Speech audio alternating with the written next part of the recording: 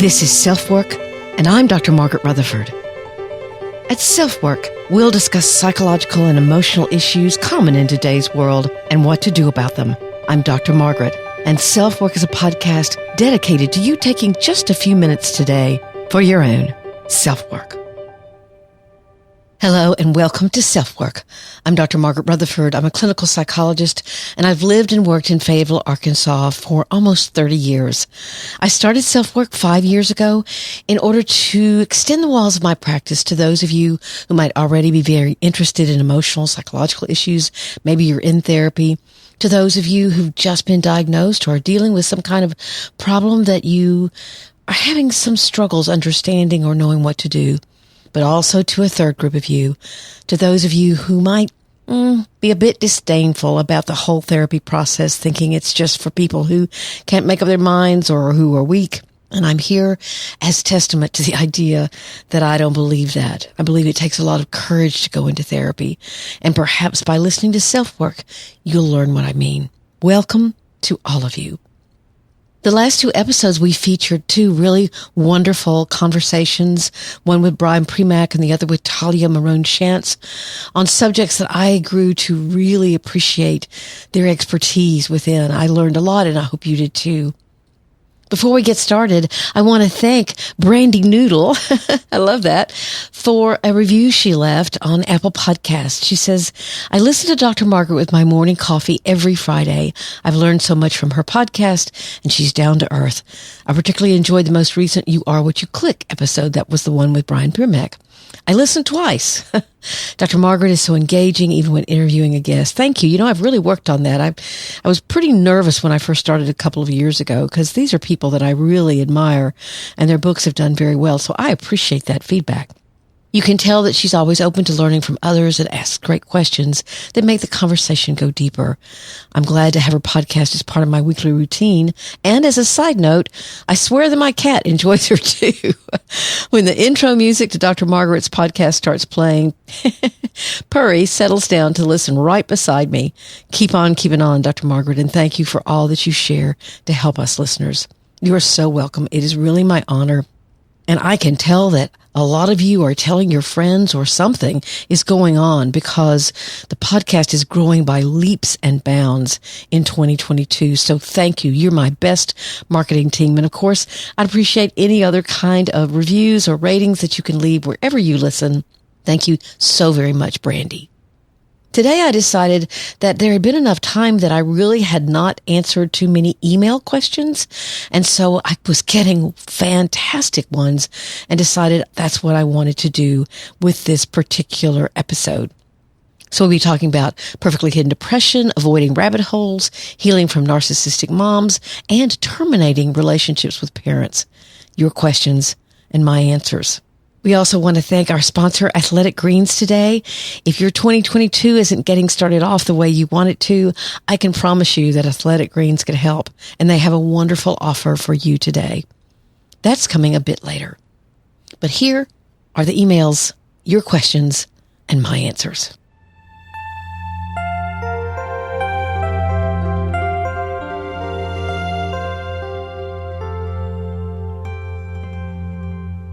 Here's the first one. I've been a listener since you first started the podcast. I believe it was episode 3, where I began to trust your voice and find comfort and understanding in your words. Wow. I'm also in the closed Facebook group. I've never emailed you, but I wanted to introduce myself now. I identify with perfectly hidden depression, and I struggle with CPTSD from years of abuse. That's complex PTSD, both in childhood and adulthood for 35 years. I lived under the control and abuse of one predator or another, but I turned 36 last week. The search for freedom and healing has been terrifying, confusing, and sometimes beautiful. I've been able to compartmentalize my pain and emotions and function through the day. That's the perfectly hidden depression part. I'm an attorney in a very busy practice, and I love serving my clients. It feels good to put those bad feelings aside and be productive and upbeat for a while. I pour everything I have from 9 a.m. to 5 p.m. into the office and then at home with my kids. But after that, I'm done and go straight to bed. But more recently, the ability to compartmentalize away the trauma has diminished, and I feel myself falling. And then since the news of Chesley Christ's suicide, I've not been feeling well at all. I'll note here that I have a strong support system and a wonderful trauma counselor, so I'm getting the help I need. Chesley's story could be mine, accomplished professional who appears happy, but inside, she's not okay. My heart just aches for Chesley's family and for everyone who is struggling with suicide. Your brief podcast about her really moved me, and I felt compelled to write to you and say thank you for helping me through these podcasts and the Facebook group. The story about Chesley Christ was a You Get the Gist several weeks ago. This is a young woman who was Miss USA for a long time because of the pandemic, and she killed herself in a very dramatic fashion several weeks ago now. If you want to check out that episode, it aired on February the 1st, and it's called a YGTG, or You Get the Gist. So let me answer. First of all, I'm so glad that this listener has realized the enormity of her trauma, as well as how she's compartmentalized it. And yet, it's beginning to seep out. She's had a year away from that active vigilance from those predators, and my guess would be that she's feeling safe enough to begin to slowly let go of that camouflage and her major defense system, that being stowing away her emotions and memories, even pushing them out of her conscious awareness. That's what compartmentalization is or can be. She says she even has the physical sense of falling, and she may literally feel the armor coming off as her work in therapy and her trust in her therapist begins to offer her a safe enough space to connect with feelings that have long been repressed. And it sounds as if Chesley's choice to end her life triggered something very deep in her, something very powerful. All of you, please be careful with that. Someone dying by suicide can seep into your soul. Please talk to your therapist about how her death is affecting you, or anyone's death. There is one thing about trauma work. No matter how safe a therapist makes it, the very act of opening a tightly closed-up experience, because it was so emotionally difficult, can be very hard. Going slowly is paramount, and making sure that you're working on only as much as you can handle. Given the life you have to return to after the session, it's outpatient therapy, the kids, your job. And frankly, it can feel worse before it feels better. Extra sessions may be needed, and if financial concerns arise because of that, those needs should be discussed openly. But the good news is that the relief of unburdening your soul, of honoring that child who's carried so much shame, of breaking the silence that was demanded of you as a victim, can be life-altering. So go slowly. The other thing that comes readily to mind in reading this email is that she says, I pour out everything I have from 9 to 5. Maybe that's something that needs to change. That's often what's done with perfectly hidden depression as a distraction defense. If I'm incredibly busy all the time, I won't have any energy to think or, more importantly, feel. So this listener's own boundaries around work and giving to others is likely something that needs addressing. Good luck to you. I'm honored to be a part of your healing process. All right. Great email. And certainly, again, anytime someone dies by suicide, be it a friend, a colleague, a celebrity, someone you don't know, but it just tugs at your heart, please be very careful. Here's the second email. I've listened to your show from the very beginning. This was the second person that told me that. That was really wild. And it's helped me overcome many personal issues, give me tools to move forward, and believe it or not, to help friends who struggle. That's great news. So thanks for your wisdom. I wish you sold Dr. M t-shirts because I would totally wear it. And she laughs, haha. And, I thought about selling SelfWork t-shirts, but anyway. And she says, anyway, I'm 45 years old with 2 adult kids. I'm divorced 2.5 times. I say 2.5 because I was in a serious relationship with a guy that I had a baby with in high school. Anyway, the most recent divorce happened 2.5 years ago. This is the first time that I have been alone in my entire life without my parents or a significant other in my life. I've grown in so many wonderful ways in the past couple of years, but I'm feeling like something is missing, and maybe I have a lack of motivation, or maybe I'm lazy, fearful, I have FOMO, I'm uninspired, I'm not sure.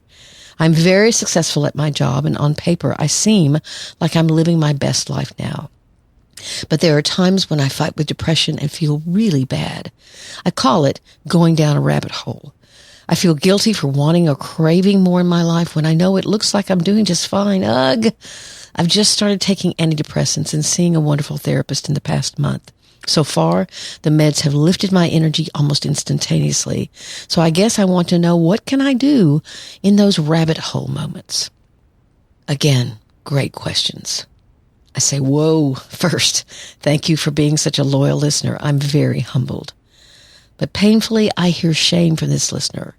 She says she's grown in wonderful ways, which is tremendous work, and not making the mistake of getting into another relationship before she's done that work.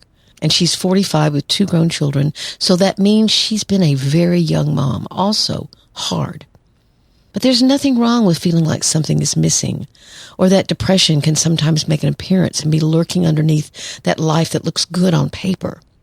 I did an Instagram post just this week and yesterday because the word seems is so important. She or he seems like they're doing okay.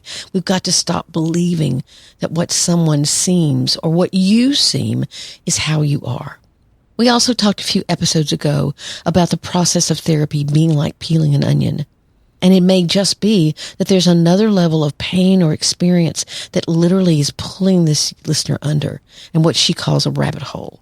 You look like you're doing fine, but actually being fine are 2 different things. When I think of going down a rabbit hole, which I have done, I think of repeating habitual patterns of thinking or feeling or acting that you're trying to stay away from. You can see the rabbit hole. You may even try to walk around it, but its power is strong. And you find yourself feeling what you don't want to feel or acting in a way you're really trying to change. It's very hard to break habits, mental habits, emotional habits, physical habits. And your brain has to have time to actually build new neural pathways so that your thoughts can change. Hopefully, the antidepressants can help that. I get that this listener feels like she should be happy with her life, but something's nagging at her, and she's just piling on guilt about that. So, there are 2 possibilities. Perhaps there are probably more than that, but I have time to talk about 2. It's possible that she has expectations from life that are perhaps immature. What did she think her life would be at 45?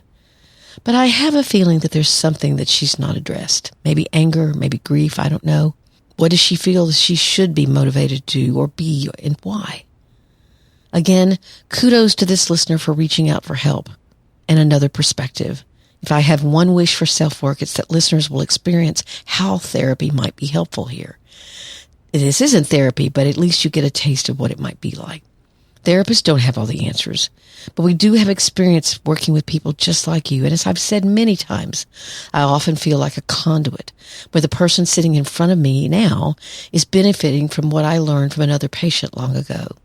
Please let me know how things go and what you figure out that maybe is a clue about what you're yearning for. And try, if you can, to not shame yourself for wanting more. Something still feels not done, and that's normal. Let's stop for a minute and hear from Athletic Greens and their offer.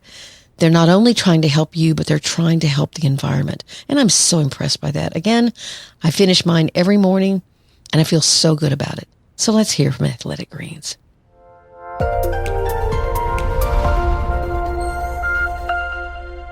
Our partner, AG1, has a product I use every day. I started taking Athletic Greens, frankly, because they were interested in sponsoring SelfWork. And I never recommend something to you without trying it first.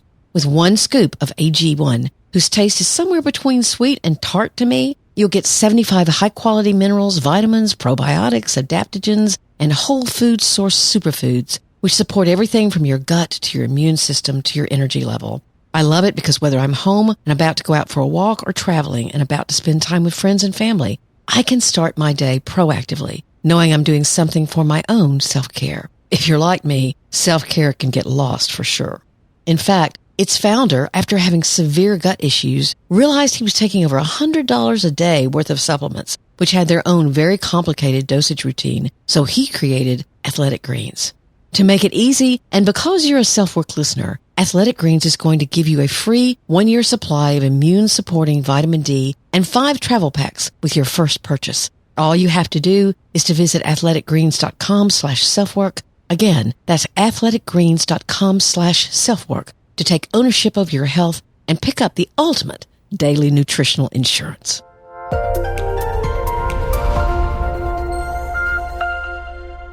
Okay, third email. Hi, Margaret. I just discovered your podcast last week, and I started binging so many episodes because it's truly feeding my soul. I got out of a very troubling narcissistic relationship last year. I got into therapy shortly after the breakup because of the sheer panic and anxiety just being away from him caused, and the distance this relationship created between everyone else who matters in my life. Because of the trauma bond that was created between us, I don't trust myself anymore. Is there a podcast that you suggest that I listen to help build trust in myself again while dealing with the trauma bond? So I reached out and wrote her back. Your question is a great one, and I may use it as a podcast topic. But generally, my advice to anyone getting out of a relationship is to wait quite a bit before you select another, especially if there was abuse or maltreatment of any kind in the relationship. It's wonderful you've gotten into therapy. That's a fantastic first step. What time has to offer is to allow you to see your own role in missing cues that were likely there. I had one patient tell me that she called this believing the story I told myself. I love that phrase. Perhaps other issues that influenced you in your choice of partner. You have to know you've changed enough to choose differently, that you won't accept a relationship where you don't have a voice, for example. I'll also share with you that this advice is by far the piece of advice of mine that isn't followed. It's hard to wait. I know I lived this mistake out, so I know how hard it is, and I know how important it is. Then she wrote me back and explained even more. I've shared your podcast with a best friend of mine who's very much like me. We both grew up with mothers that had narcissistic tendencies and now find those actions as love when shown by coworkers, friends, and partners. So we are both healing on those childhood traumas so we can stop attracting or build better boundaries around those people who have those narcissistic tendencies. And then that's when I had my aha moment, because she's talking about learning what love felt like by being mothered by someone with narcissistic traits. So she says very wisely, and now I find those actions as love. I think she means I define those actions or that dynamic as love. Yes, yes, yes. That's what we all do. We find and we search out what's familiar, or at least it's a dynamic. However a parent or parents loved us, whether they were self-centered, protective, unsafe, or smothering, we walk away from that family thinking that's love. And that's often what we call love when we look for intimacy. Now, you may say, I know I don't want to repeat what happened in my family, but the issue and the confusion is still there. I'll use myself as an example, as I often do. My mother was very smothering and protective. Sorry if you've heard this story before, but I think it's good for me to use myself. And there were very few boundaries between us. I didn't want that in a partner, but guess what kind of person I grew to be attracted to? Because underneath the surface, I was terribly insecure. So I looked for partners who liked control. But I also hated that dynamic. And this time with them, I fought back, and it made for chaos. So unless we have a lot of clarity about how love was defined in our families, then we can easily continue choosing the same battle over and over until you get clear. Great comment. I'm glad you got your friend to bounce things off of. Thanks so much for writing in. Here's the last one. I'm a young wife and mother of 2 boys, ages 4 and 2. I'm so thankful and blessed. I stumbled across your website while researching how to deal with my mother, who fits the bill of borderline personality disorder, likely the WAIF category. I listened to your podcast, The Emotionally Abusive Mother, which, by the way, is one of the most listened to podcasts I have done, and I appreciate the insights you shared. My parents are getting divorced, hopefully soon, and since their separation 2 years ago, my relationship with my mother has gone from her dominating me at least one day a week of my time to her being hostile with my spouse, and then to us setting boundaries and withdrawing for her for at least a season, to her inappropriately contacting our friends and family to get them on her side and to force a reconnection, to us then reconnecting to make family gatherings with siblings easier, to now offering once-a-month visits and virtually no communication in between. In fact, we have blocked her. My greatest desire is to be a healthy wife and mama to my own family. I spend much of the separation from my mother learning healthy emotional habits and processing pain and anger about the relationship to do just that. I often was reminded of this pain and felt guilt by her efforts to get in touch via friends and family. And let me say real quickly here, her mother probably sensed that she would feel that guilt and then manipulated that guilt. People with borderline traits have an innate tendency to know what you really care about and the kind of person you're trying to be.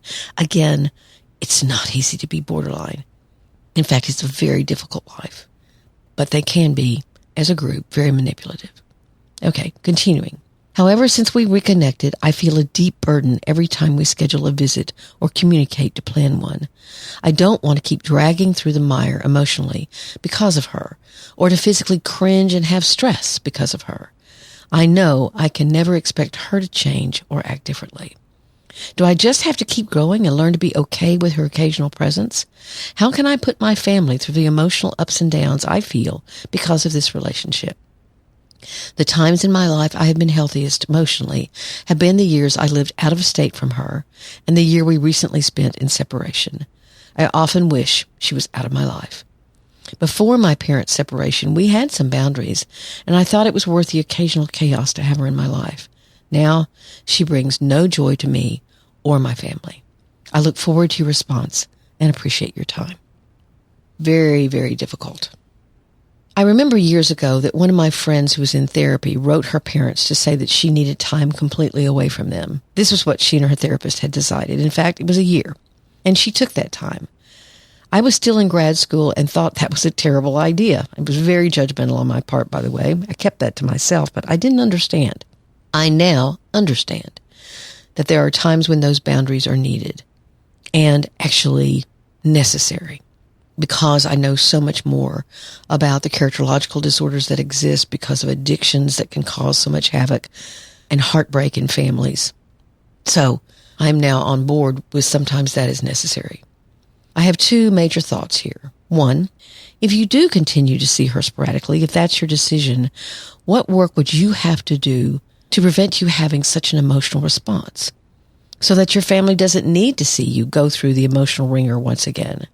One of the books that I really like that talks about this is Understanding the Borderline Mother. And then, because she talks about at the end of the book, really how to stay out of that emotional vortex.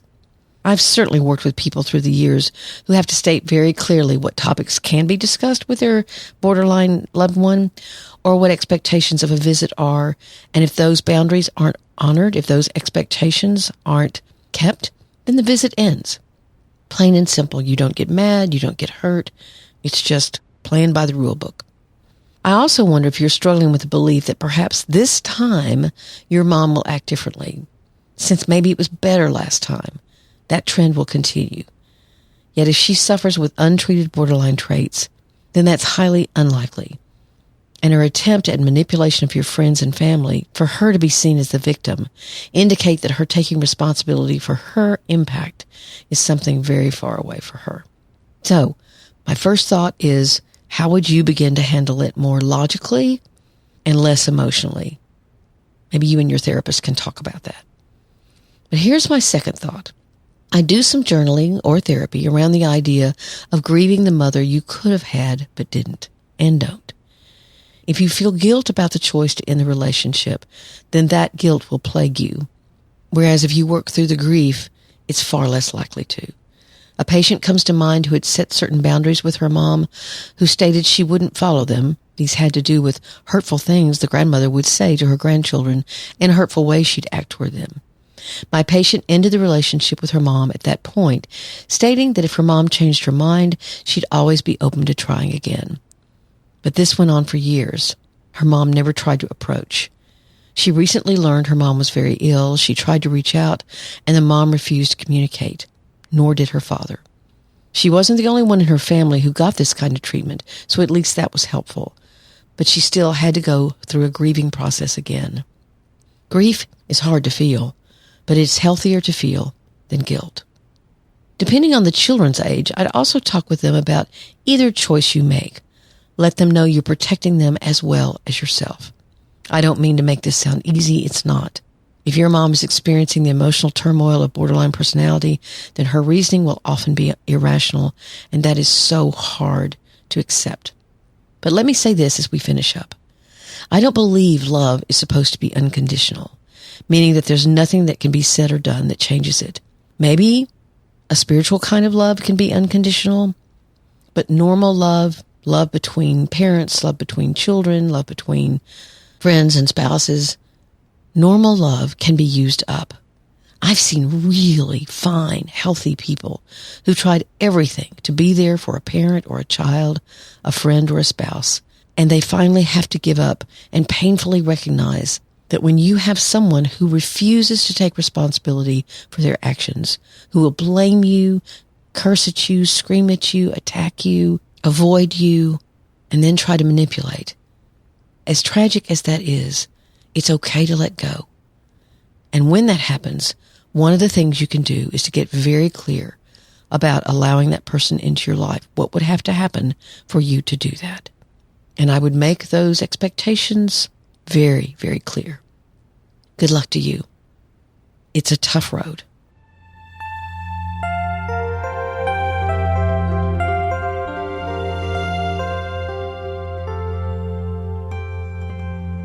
Thank you all for being here at SelfWork. Again, as I said in the intro, the podcast is growing by leaps and bounds, so you are my best marketing team. So please keep sharing with your friends, with your family, about how SelfWork has helped you. And of course, I love to get ratings and reviews. That's very, very meaningful.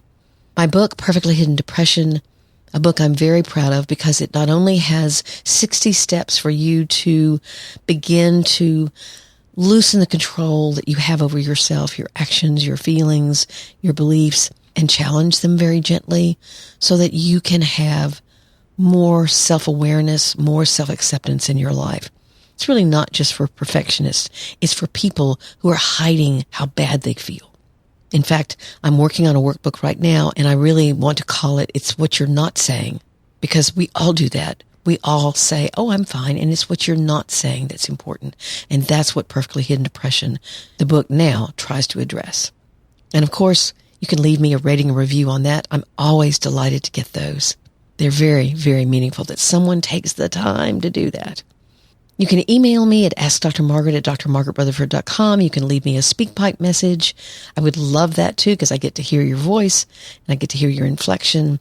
You can find that on my website. You can also subscribe to my website, and you'll get a weekly newsletter that includes maybe what I'm doing, some of what I'm doing, but also just a handy dandy link to the podcast or the blog post.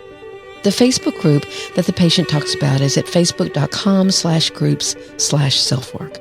That's facebook.com/groups/selfwork. Thank you again so very much. Take very good care in these strange times. I'm Dr. Margaret, and this has been SelfWork.